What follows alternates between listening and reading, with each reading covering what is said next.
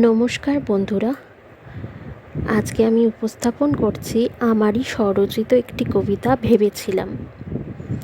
ভেবেছিলাম আমি পাখি হব, ভেবেছিলাম ডানা মেলে উড়ে যাব ওই দূর আকাশে, ভেবেছিলাম কোনো এক আনমনা সকালে উড়ে যাব ঝিলের কিনারায়, ভেবেছিলাম কোনো এক স্নিগ্ধ সকালে উড়ে যাব কোনো পোড়ো বাড়ির ছাদে বা কোনো জমিদার বাড়ির চিলে কোঠায়, ভেবেছিলাম কোনো এক দুপুরে উড়ে যাব কোনো গ্রামের বাড়ির পুকুর ঘাটে বা কোনো দালান বাড়ির বারান্দায়।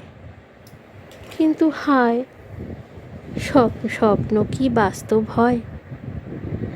একদিন হঠাৎ ঝলমলে রোদমাখা সকালটা কালো হয়ে গেল।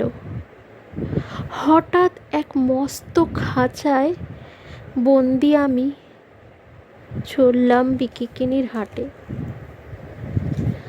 আমার ভাবনা, আমার স্বপ্ন কেমন জানি আমার থাকলো না।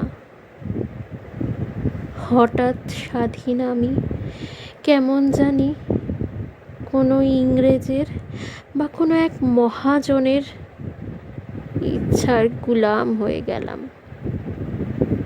হঠাৎ অবলা আমি, ক্ষমতাহীন আমি আমার স্বাধীনতা হারালাম।